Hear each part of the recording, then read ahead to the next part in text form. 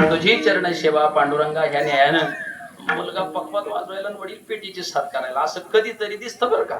नाहीतर काहीतरी वेगळं असतं ते सांगायला मला इथं वेळ नाही. आदरणीय आमचे कैलास महाराज, आमची छोटी महाराज मंडळी उपस्थित, आता सगळी पंचक्रोशीतील मंडळी ज्यांच्या माध्यमातून सेवा माझ्याकडे आली, आपल्या भागातील सामाजिक कार्यकर्ते, आमचे परमार्थ स्नेह अतिशय जवळचा आमचा ज्यांचा संबंध आहे ते आमचे दादा डोबळे, आमचे सार्थक दादा असते, आणि अतिशय सुप्रसिद्ध निवेदक म्हणून ज्यांची संपूर्ण पुणे जिल्ह्यात ख्याती आहे ते आमचे आदरणीय निलेश दादा असतील, त्यांच्या माध्यमातून खरखरा सेवेचा योग आलाय.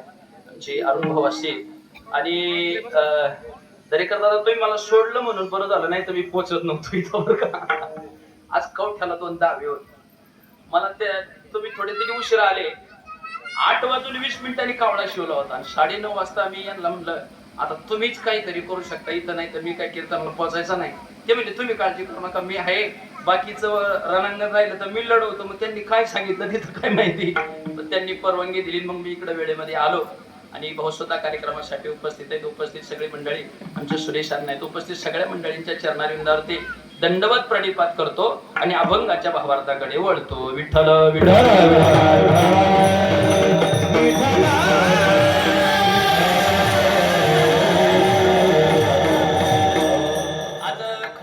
बाबांना जाऊन वर्ष झालं आणि मग त्यांच्या प्रथम पुण्यस्मरणाचा हा कार्यक्रम होतोय. महाराज जीवनामध्ये मृत्यूलोक असल्यामुळे अनेक माणसं जीवनात येतात, अनेक माणसं जीवनामध्ये नातेसंबंध तयार करतात आणि अनेक माणसं नातेसंबंध तयार करून या जगात निघून जातात. हा नियम आहे. महाराज म्हणतात आएगा सो जाएगा राजा रंका और फकीर. इथं येणाऱ्या प्रत्येक माणसाला जावं लागतं. पण सांगतो तुम्हाला, जगात किती माणसं येतात, किती माणसं जातात, सगळ्यांच्या जाण्याने आपल्या आयुष्यावर फार विपरीत परिणाम होतो असं नाही. पण काही माणसं जीवनामध्ये भगवान परमात्म्याने आमच्या असे दिले की ती माणसं गेली की आमच्या आयुष्यामध्ये कायमची वजावट निर्माण होते.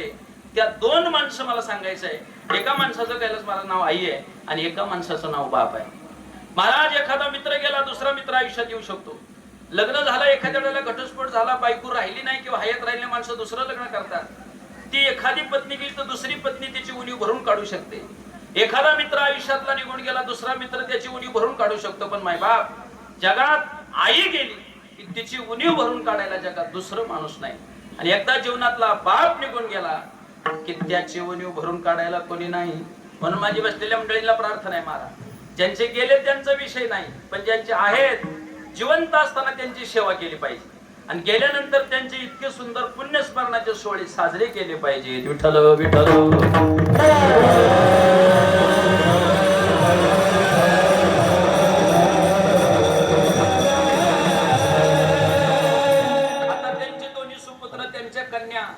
फार मोठी होती महाराज, देवाच्या कृपेनं फार ती मोठी होती. त्यांना पार यशाच्या क्षितिजाच्या पलीकडं त्यांचं जीवन जाईल. पण तुम्हाला एक वाक्य सांगू, महाराज त्यांनी किती मोठं झालं आणि अख्ख्या तालुक्यानं जरी त्यांच्या पाठीवरून हात फिरवला तरी आज आमच्या देवडे बाबांच्या थापेची जी ताकद आहे ती आता टाटा बिर्लाच्या हातात राहिली नाही. तुम्हाला एक वाक्य सांगू, आमचं मोठेपण सहजरित्या जर कोणी स्वीकारित असत तर त्याचं नाव आहे फक्त बाप. हा, दुसऱ्या माणसाला एक सध्या आहे ना, कोणापेक्षा कोणी मोठा नकोय. महाराज, आपल्यापेक्षा कोणी मोठं व्हायला लागलं की माणसं त्याला मागं वाटतात.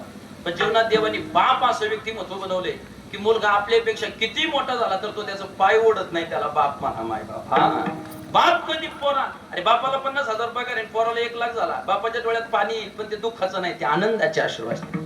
शेण भरणारा बाप असू दे, पण पोरगा माझा कलेक्टर झाला पाहिजे ह्या भावनेसाठी जगत असतो ना, त्याला बाप म्हणा. माय बाप, तुम्हाला सांगू, मुलगा जिंकावायच्यासाठी रात्रंदिवस हारत येतो, त्याचं नाव बाप आहे. म्हणून जीवनामध्ये माणूस किती यशस्वी असू द्या, फक्त रोज सकाळी घरातून बाहेर जाताना ते यशस्वी माणसाला, बाळा घाबरू नको, मी तुझ्या पाठीशी आहे, असा आवाज जर घरात बापाचा असला तर माणसाला यशस्वी व्हायला फार वेळ लागत नाही. माय बाप, हा, छत्रपती शिवाजी महाराजांनी स्वराज्य जिंकलं, राजगादीवर बसण्याची वेळ आली.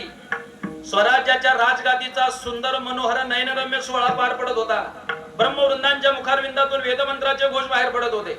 लोकांनी गुड्या विकून नाही द्यायचं, लोकांनी गुड्या उभारल्या, लोकांनी घराला तोरणं बांधली.